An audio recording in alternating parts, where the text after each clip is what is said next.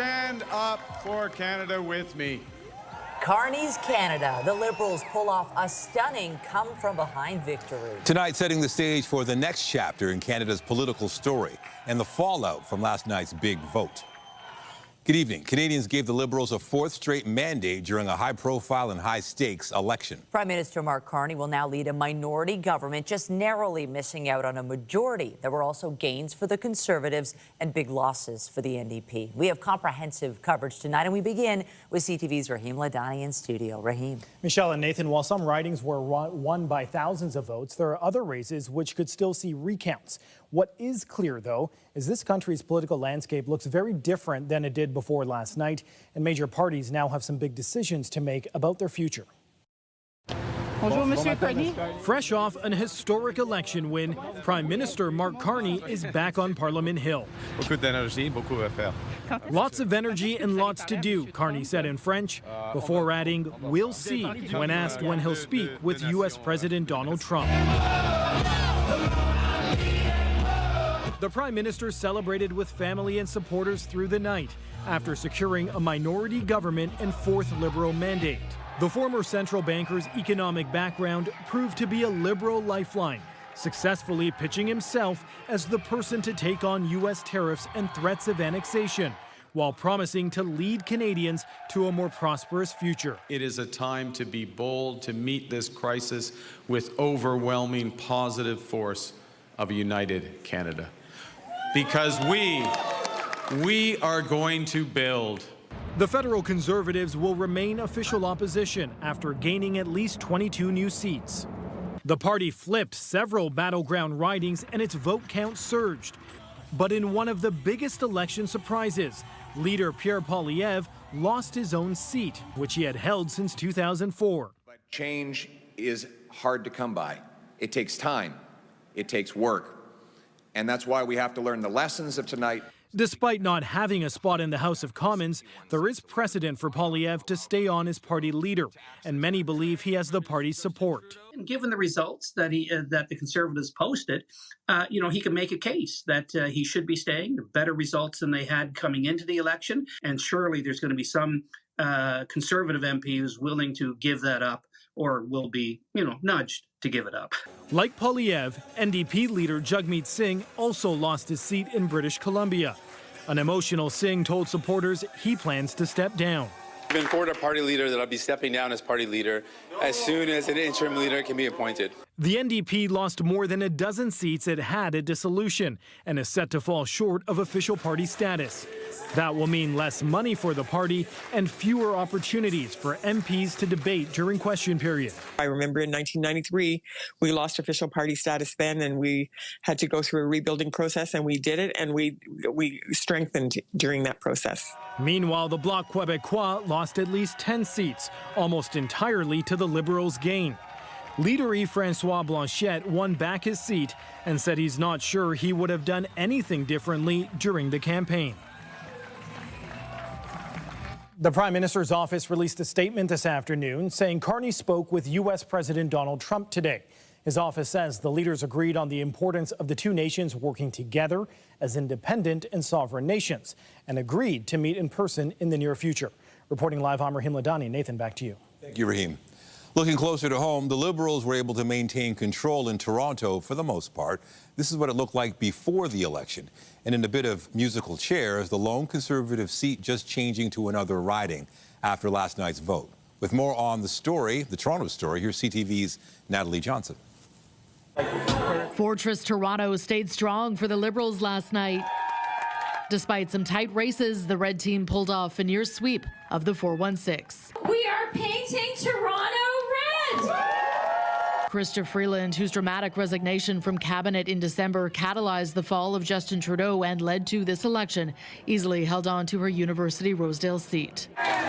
While in neighboring Toronto St. Paul's, a dramatic rematch. We need to be building a strong country, a sovereign country. Leslie Church taking back the seat for the Liberals after the Conservatives snatched it in a by-election last year. I think the by-election was very much a moment in time, and people of St. Paul sent a message as a community about the need for change. And I think as we go into whatever comes next here tonight, I I think the message we take is no one here has voted for business as usual. Eglinton Lawrence also stayed red as Liberal Vince Gasparo beat out Conservative Karen Stintz. Former broadcaster Evan Solomon took Toronto Centre for the Liberals. High-profile incumbents Nathaniel Erskine-Smith in Beaches East York, Bill Blair in Scarborough Southwest, and Ahmed Hassan in York Southwest and Etobicoke held onto their seats. I look back to as recently as December, when everyone was writing the Liberal Party off. People were even talking about whether we would retain official party status in the next election. And so tonight, when it is clear that we are going to form government, from my perspective, that is an outstanding result. That one blue seat in the sea of red flipped by former PC MPP Roman Baber, who defeated Liberal incumbent Yara Sachs. The NDP, meanwhile, was shut out of Toronto. Dumbfounded with the NDP and with Polyev, of course, but yeah, I think it's a good move for Canada. Toronto has always been liberal, far left, always. At least it's not a majority. You know, Carney's the right guy. Carney deserved it. I thought he had a very clear vision for the country. Of course it's terrible, but what are you going to do? Lost all faith in humanity. I just hope that that country can come together. I think that's most important, regardless of who won. Vote-rich Toronto blocking the Conservative path to a bigger breakthrough as the city once again goes grit. CTV's Natalie Johnson reporting. Now from the 416 to the 905, and it was certainly a battleground in Brampton. Two races so close to call. The outcome was not decided until this afternoon, with the Conservatives managing to steal a seat from the Liberals. Amarjeet Gill won the riding with just over 49% of the vote, unseating the Liberal incumbent, Kamal Khera, by less than 900 votes. Brampton West has been a Liberal stronghold. Khera, who has served as Minister of Seniors and most recently as Minister of Diversity, Inclusion and Persons with Disabilities, has represented the riding since 2015. Meantime, in Brampton Centre, the Liberals have been able to keep the riding red, with political newcomer Amandeep Sodhi, the legal assistant, narrowly defeated the Conservative candidate by 340 votes. Residents in the area say they're surprised at just how close these races were. This area is typically Liberal, so for it to be that close, that's surprising. Maybe people just want a little bit of change. They want to see things done a little differently, maybe. It's closer than I wanted it to be. I expected that. I expected it to be really tight, you know, because Trudeau resigned and they got a new prime minister took over. So I knew it was going to be really close, you know. I was dreaming that the Conservative will win. That was my hope. The economy hasn't been doing well. I mean, 20 years ago, with $100, I filled a cart of groceries, I filled basics. Go with 100 and see how much you get now. To another notable race, a longtime Toronto City Councillor has been elected to Parliament. Jennifer McKelvey won the riding of Ajax for the Liberals last night. McKelvey was first elected to City Council in 2018 and was appointed as one of the city's deputy mayors in 2022. The Ajax seat was previously held by Liberal Mark Holland. Conservative MP Melissa Lantsman has been re-elected. The party's co-deputy leader easily won a second term in Thornhill. Lantsman was first elected in the riding in 2021. We're learning more about the number of people who cast a ballot in yesterday's vote. Elections Canada says 19.2 million people voted, with more than 28 million people eligible to vote in this country. That puts voter turnout at over 67%, with more than 99% of the polls reporting.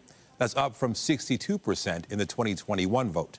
And our coverage continues online. You can see the results in your riding, as well as plenty of analysis of the outcomes throughout our website. Just check out ctvnewstoronto.ca. And still ahead, reaction from Queen's Park on the new federal landscape. The Premier weighs in on Mark Carney's win. Doug Ford's message for the newly elected minority Liberal government in minutes. But first, we turn to a terrifying incident in a Midtown neighborhood. A woman was seriously injured when she was struck by a falling tree branch. Witnesses say she was walking with a child at the time. CTV's Allison Hirsch joins us from the scene near St. Clair and Avenue Road with the latest. Allison. Police still have this area blocked off, though transit has just started moving again. But let me step out of the way. You can take a look at where that branch is lying now. It broke off and landed, striking a woman in the process. Now, this happened just after 3:20 this afternoon. A woman in her 30s and a 10-year-old child were walking along this stretch of St. Clair near Avenue Road when this branch broke off and fell to the ground, hitting the woman. Early reports from police are that the wind caused the branch to break. She was rushed to hospital, and according to paramedics, she was in serious, possibly life-threatening condition. Toronto police say the 10-year-old child was not injured in the incident. We spoke with a couple who witnessed it happen from their balcony. I was in a balcony and I saw a huge piece of tree just fall down. I heard a crack. So I think it was probably everything dry, like very dry tree. So it fell down there and fall into a woman. I think it's a mother with daughter. And it was a very hard crack after all this, like a big piece of trees breaks. So it was a really big sound. A big crack and then like bang on the road. Yeah, it was really scary. I think everyone heard it in our building. Yeah, and lots of people were around her. A lot of people tried to help her. Yeah, but she wasn't moving at all. And she also had a child with her, so the child was screaming as well. And it was like heartbreaking for me. Toronto police still have this area of St. Clair blocked off, and that's from Avenue Road to Deer Park. Reporting live, I'm Allison Hurst. Michelle, back to you. Thank you, Allison. And with Allison reporting the weather being a factor in that incident, the rain is coming down where she is. We certainly have our eyes on the sky right now as we anticipate this stormy weather tonight. The conditions ripe for a severe thunderstorm. There is a warning in effect at this hour. We're seeing the rain. Let's bring in Lindsay Morrison with the current conditions. What are you seeing, Lindsay? It is very active this hour across the GTA, Michelle. I'm going to step aside so you can see this line of storms. If you're joining us from Georgetown, Brampton, Mississauga, over toward Vaughan, Richmond Hill, in through Stouffville, and I'm watching a pretty potent little cell there around Blackstock, Ontario. And of course, now downtown Toronto, the rain has started. This severe thunderstorm is making its way into our area. Heavy rain, very strong winds, which we've been dealing with all day long, and small hail a possibility. This is a cold front that's slicing through a very hot and humid air mass that we've had today. There are, as mentioned, severe thunderstorm warnings in place. Those are the areas that you see there in the darker orange. There are watches in place too, along with special weather statements. Now, the winds today have been coming out of the southwest and the west. Look at that, currently gusting upwards of 80 kilometers per hour. And they were even stronger than that at times earlier on. Our temperature is now starting to take a tumble. Just minutes ago, it was 26 degrees in Toronto. It is now 17, and we are going to drop in dramatic fashion overnight tonight. But of course, many people gathering this evening at Maple Leaf Square for the Toronto Maple Leafs game. Rain now moving into that area. We're going to be watching this. Fortunately, these are fast-moving storms, so this is going to improve as the evening goes on. But stay safe, everyone out there. As the saying goes, when thunder roars, it's time to head indoors. Michelle, I'll send it over to you. Thanks, Lindsay. The weather's certainly not ideal for those fans, but rain or shine, it is another big night in Leafs Nation. The team has another chance to advance to the next round of the playoffs. The team is ready, and so are the fans. CTV Sean Leathong is live outside Scotiabank Arena with the details. Sean. Well, Nathan and Michelle, we've actually moved indoors because, as mentioned before in Lindsay's weather forecast, the rain has moved in, and they've actually vacated Maple Leaf Square because of the fact that the storm could be coming through there. They've asked people to take shelter, so you can see all the fans around us. Well, the fans are hoping that the Leafs will be unbothered and fight through the storm. Walking around Maple Leaf Square, Jeff Peters, a Leafs fan who lives in Ottawa, shares concern about their team finishing off a series. There's a lot of demons, that's for sure, but something feels different this year, and I'm let's call it cautiously optimistic. I feel like they're going to lose tonight. They're going to lose tonight? Probably. If they lose, same old team, blow it up, sell everyone. If they win, it's our year.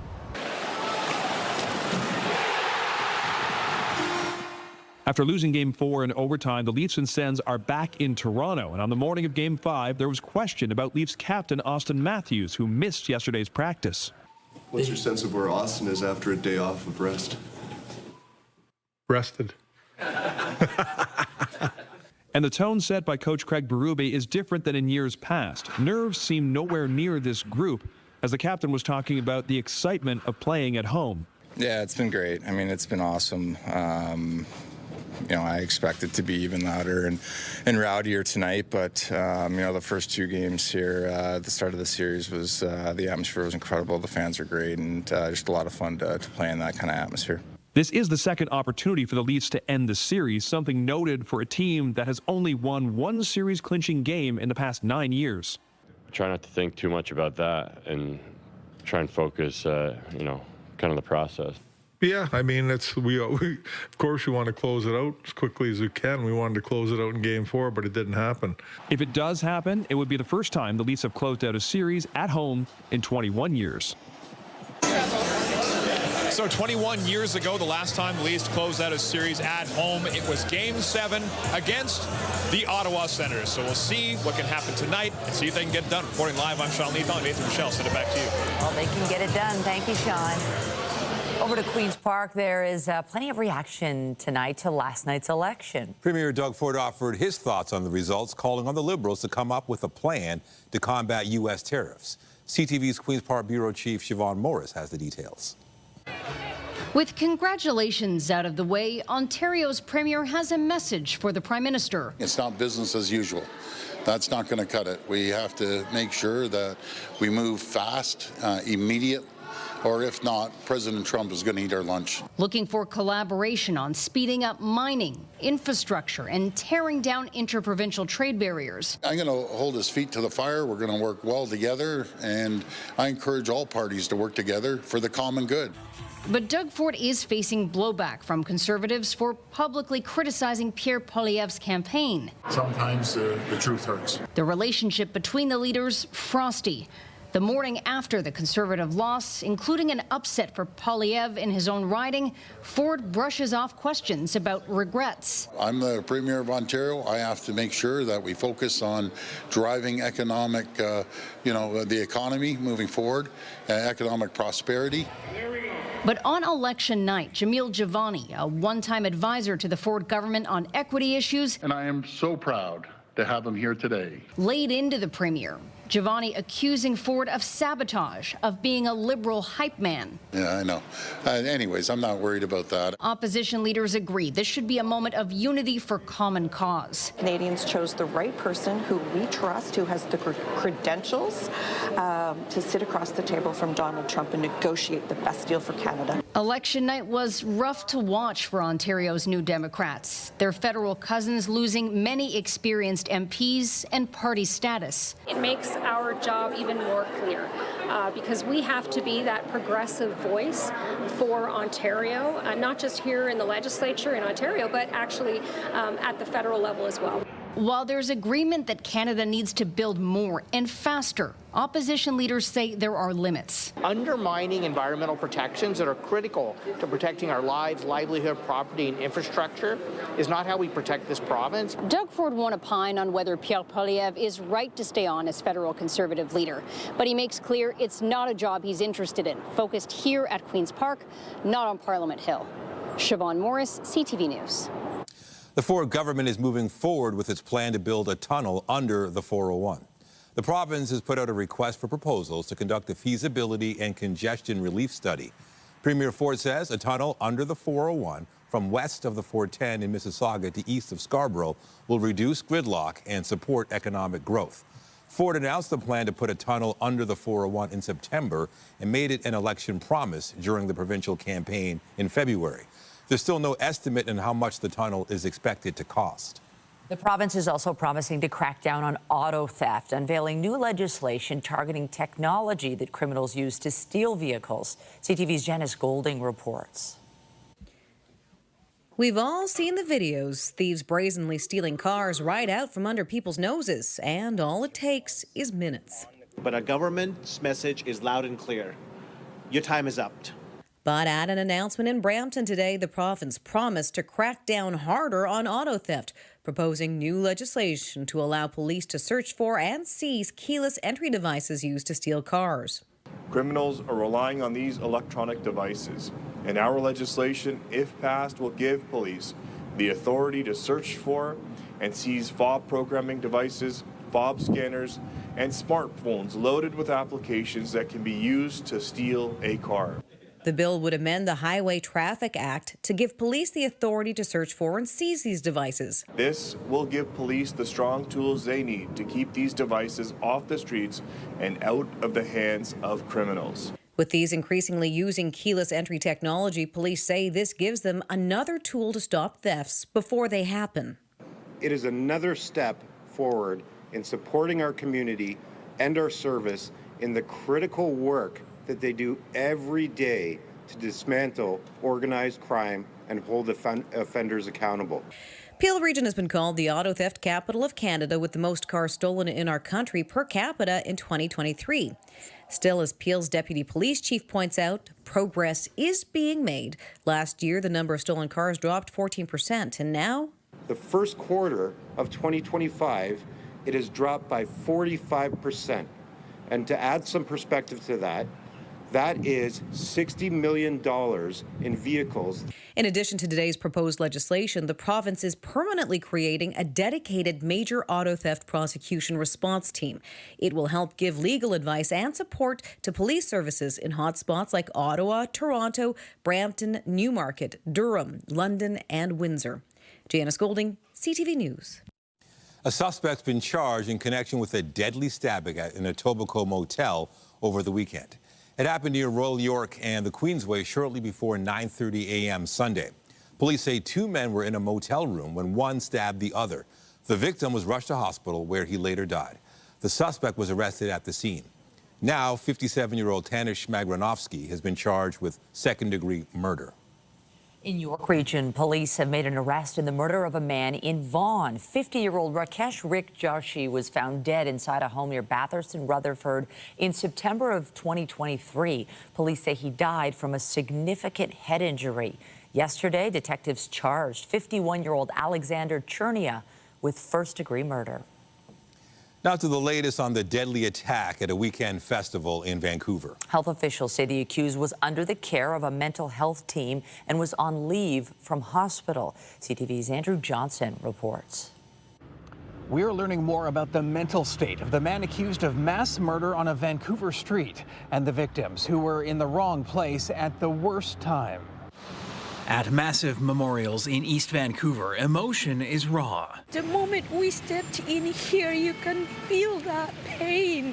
Pain also being felt by the Premier. The number one priority is ensuring justice for the Filipino community.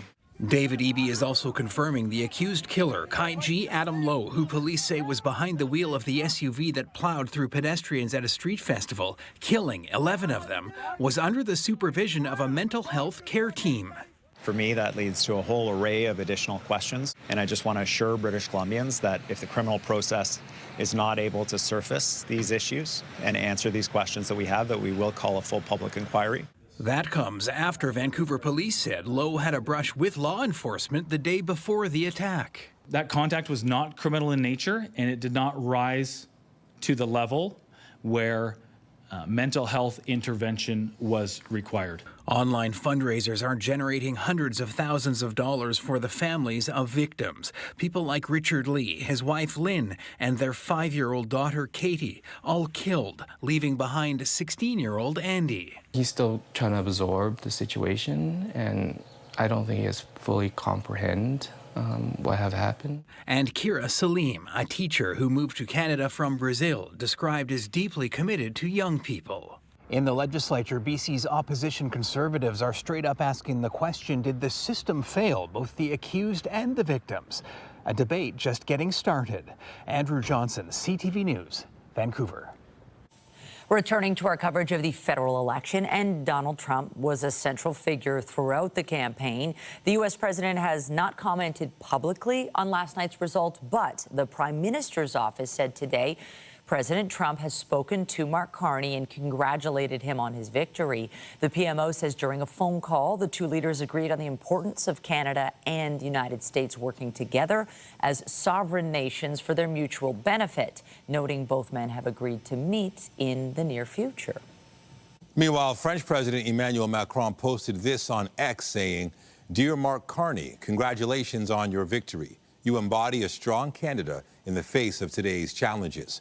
France is glad to further strengthen the friendship which unites our two countries. I'm looking forward to working with you elbow to elbow."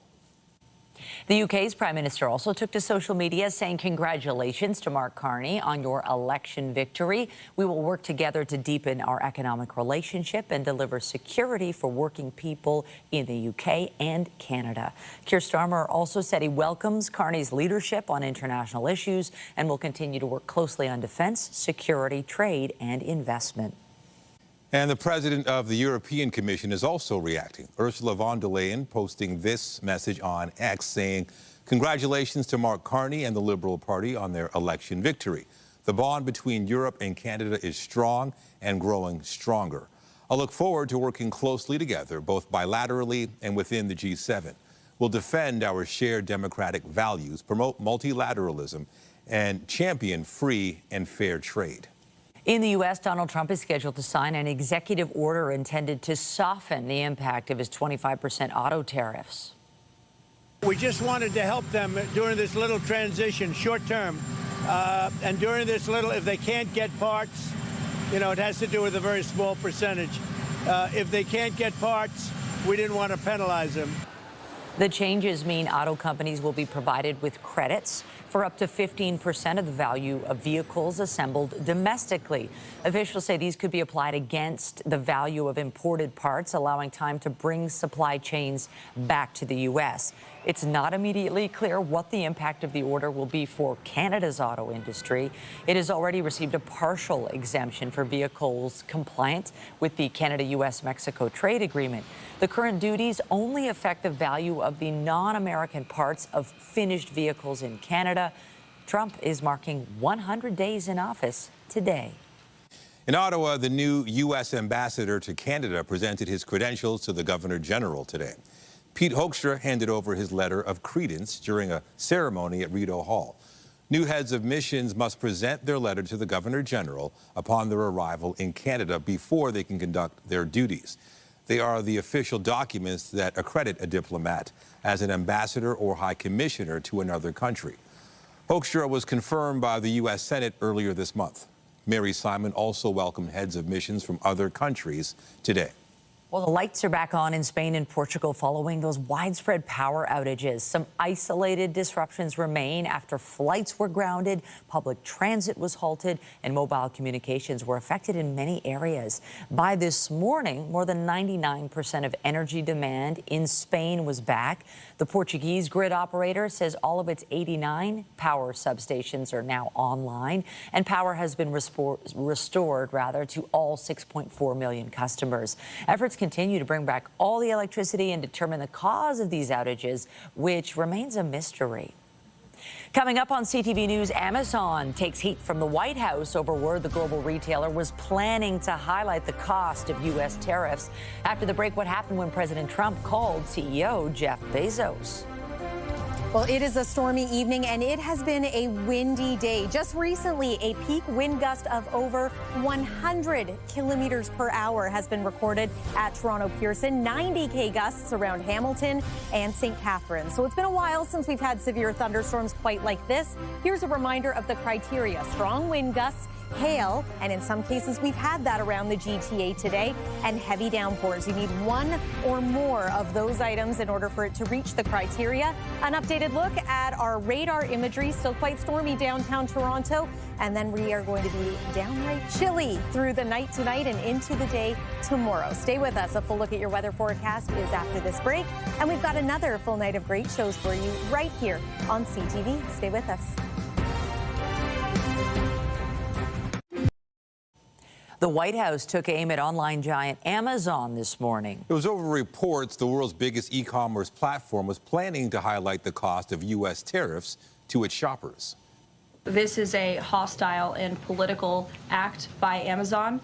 Why didn't Amazon do this when the Biden administration hiked inflation to the highest level in 40 years? According to published reports, the global retailer was planning to display the U.S. import charges on listings shown on its ultra-discount site, Haul, which was created to rival Chinese e-commerce giant Temu. This morning, President Trump personally called the CEO of the company to express his displeasure. Jeff Bezos was very nice. He was terrific. He solved the problem very quickly, and he did the right thing, and he's a good guy. Amazon says it never considered listing tariffs on its main retail site, and nothing was implemented on any company site.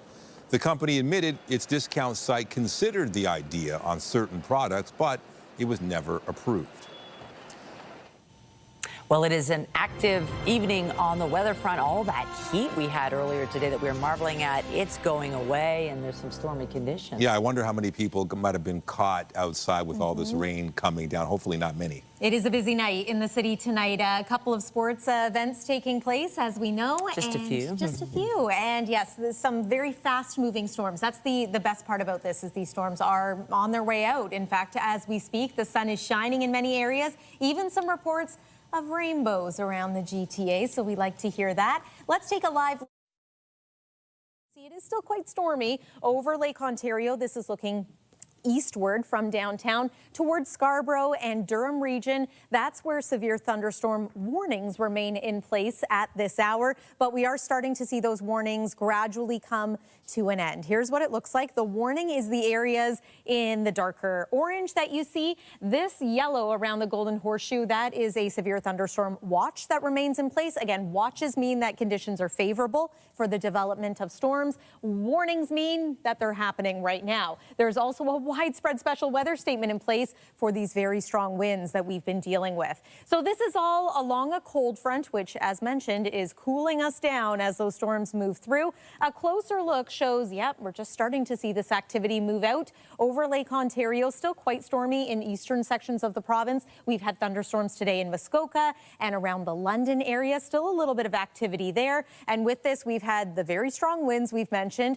heavy downpours, and yes, hail in some areas too, including North York, downtown, around Schaumburg. I saw a couple of photos of hail there also.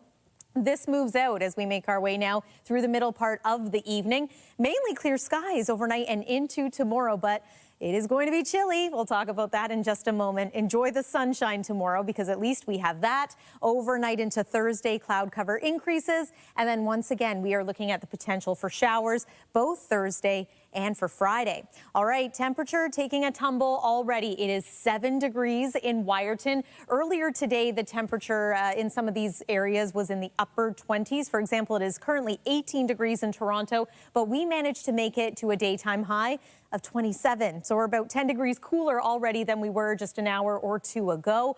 Sarnia looks like at this point the big winner at 28.6 degrees. Let's talk about this overnight low dropping to +1 into tomorrow morning. Maybe time to get that winter jacket back out. You might not need it in the afternoon. 13 is what we're forecasting for a daytime high. That is on the cool side of seasonal, but hey, at least it's in double-digit territory. You're going to find it, again, a little bit cooler the closer you are to the shoreline of Lake Ontario. High tomorrow might be somewhere close to 8 or 9 degrees as opposed to 13. 13 is also the high for Thursday, the first day of May. Unsettled for both Thursday and Friday with a chance of showers. And then the first weekend of May is going to be a cool one. Daytime high Saturday of only 10 degrees. That's your look at the weather for now. Michelle, over to you. Thanks, Lindsay. Also tonight, it affects 1 in 300 and is often mistaken for aging. Our health reporter Pauline Chan looks at a genetic disease some people don't even realize they have. Anemia, or low blood iron, is a common health problem, but so is iron overload in the blood. As CTV's health reporter Pauline Chan tells us, it can also lead to serious health problems. Gary McNeil was diagnosed with type 2 diabetes in 2019 and was sent for some blood tests. Only then did he learn he also had hemochromatosis. That's a problem. It's sometimes masked. As you're aging, you're starting to get aches and pains and different issues. I've always been what we call darker skinned, particularly in the last 15, 20 years, just assuming it was a healthy outdoor activities that did that. but that's one of the effects of hemochromatosis. He also had chronic fatigue, another common symptom. Dr. Paul Adams says it's the most common genetic disease in the Western world, affecting 1 in every 300 people. And it's a higher proportion in certain Northern European countries like Ireland, where it's been detected in ancient bones. This is a genetic disease, which means it runs in the family. And like many genetic diseases, it has to be on both sides of the family. Many individuals carry the gene but don't actually have hemochromatosis. And even among patients, many have mild symptoms and may not even know they have it. I would say about 20% of people could have severe problems, meaning cirrhosis of the liver, liver cancer, diabetes, severe arthritis, heart disease. Hemochromatosis is an overload of iron in the blood, but modifying one's diet isn't much help, as iron is in many foods such as meat, greens, and eggs. Phlebotomy, or removal of about a pint of blood at a time, is the most common way of treating hemochromatosis. That got my iron back down into the normal range. And now I just do blood donations like every couple, 3 months. Gary says looking back, his father probably died of undiagnosed hemochromatosis. The Hemochromatosis Society of Canada says getting a blood test is an easy and important first step to getting diagnosed. Pauline Chan, CTV News. It ain't Texas, but it's pretty close.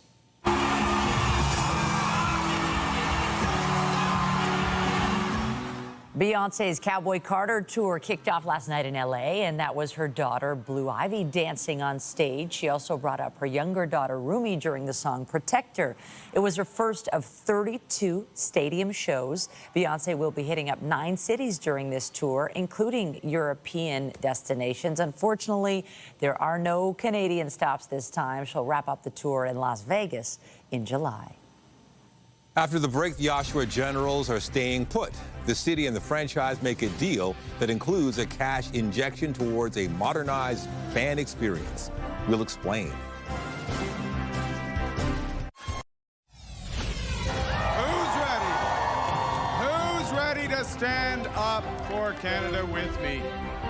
Updating our top stories, Mark Carney's pledging to lead a government that represents all Canadians following last night's election victory. The Liberals won 169 seats, 3 shy of a majority. The Conservatives have 144 and will form the official opposition again. The NDP lost official party status with 7 seats. The Bloc Québécois has 23 and the Green Party 1. Business as usual. That's not going to cut it. We have to make sure that we move fast, immediate, or if not, President Trump is going to eat our lunch. Ontario is calling on the Prime Minister to act quickly in response to U.S. tariffs. Doug Ford wants collaboration on speeding up mining, infrastructure, and tearing down interprovincial trade barriers. Yeah, it's been great. I mean, it's been awesome. I expect it to be even louder and rowdier tonight. Home ice advantage. Austin Matthews and the Toronto Maple Leafs are looking to punch their ticket to round 2 of the playoffs. The Buzz are up 3-1 against the Ottawa Senators. It would be the first time the Leafs have closed out a series at home in 21 years. Remember to keep up to date day and night at ctvnewstoronto.ca by downloading the CTV News app. We've got an update on a coffee company's finances today. B&M Bloomberg's Mirella Fernandez has the details in tonight's business report. Starbucks reported quarterly earnings today after North American markets closed. Sales were down in the second quarter. That wasn't a surprise. Revenue came in at $8.76 billion, $8.82 was expected. The coffee chain is restructuring under the leadership of a new CEO. The turnaround plan includes cutting items on the menu and speeding up service. Here's how the trading day ended. The Canadian dollar moved down a fraction to 72.26. West Texas Intermediate is down $1.63 to 60.42. Our fix on Western Canadian Select has it down almost $1 to 51.61. And the TSX is up today another 75 points, taking it to 24,874. Those are your business headlines. I'm Mirella Fernandez. The Business Report is brought to you by Canadian Western Bank, the bank built for business. Hockey fans in Oshawa have reason to cheer tonight. The Generals confirming they are staying put. The city has signed a significant deal with the team, and as CTV's John Musselman reports, the hockey arena will also be getting an upgrade. Oshawa Mayor Dan Carter called it an important day for the city of Oshawa. The Generals are staying in the city. There was some talk about the franchise moving to a neighboring community. That would have been devastating after 87 years here for the Oshawa Generals. So today is historical for our city and for the franchise itself. The city has agreed to a 30-year partnership with the Oshawa Generals Junior A Hockey Club. It includes a $50 million investment to modernize the building, adding 1,000 more seats and relocating the Oshawa Sports Hall of Fame to the arena. This lease extension not only solidifies our roots, it also creates a foundation for new dreams to be built, new talent to be nurtured, and a new generation of fans to fall in love with the game. The Generals have been part of this community since 1937. I grew up watching the Generals, so I think it's really important. I think a lot of people did. Give everybody a sense of something to hope for. Yeah. Hopefully they can win. The fan experience has changed. You've seen it at the Rogers Centre, you see it at Scotiabank, you're seeing it across. The fans expect a different experience as they come into a building. So by moving the Sports Hall of Fame into a prominent, right at the front of the building, modernizing the building, grab and grow stations, it's going to make a significant difference. The investment will be funded through various sources, including the Oshawa Generals and Oakview Group, municipal accommodation tax, and additional seat revenue. Construction and renovations will be phased in over 2 years, beginning in 2027. John Musselman, CTV News in Oshawa. Meanwhile, the Toronto Scepters can pull within 2 points of first place with a win tonight. Into the boards, back to it is Flanagan. In front, Lucia scores! The Toronto Scepters were shut out 3-0 by the Boston Fleet Saturday, but they have still clinched a playoff spot for the second straight year. This evening, Toronto hosts the New York Sirens. The Scepters' final regular season game is next Saturday versus Ottawa. To baseball, the Blue Jays have activated Dalton Varsho off the injured list. The move comes ahead of tonight's series opener against Boston at the Rogers Centre. The outfielder started the season on the IL as he continued to recover from shoulder surgery. Line drive left center. This will get a run home. Chisholm in to score. Dominguez into second with a double. It is 3-1. Toronto's looking to rebound after losing 2 of 3 against the Yankees in New York. Tonight, the 13-15 Jays begin a 3-game set with the Red Sox. Right-hander Bowden Francis will get the ball for Toronto. Just ahead, it is cherry blossom time. The buds are starting to bloom in High Park. We'll take you on a little tour and map out when you can expect peak experience. Tonight, the Liberals' triumphant comeback and handling the hurdles of a minority government. I will always do my best to represent everyone who calls Canada home. Plus, details of the Prime Minister's first call with Donald Trump after he won. Later on CTV National News. And a reminder, the CTV News at 6 podcast is available as a download every weeknight. And a special hello to those of you listening to the newscast live on News Talk 1010.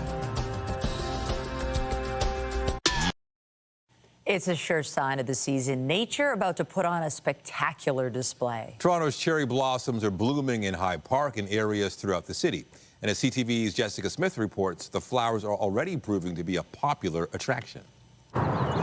Spring has sprung and the buds are blooming. The weather, the pond, the zoo, there's just so much going on here at High Park. Kicking off cherry blossom season in High Park.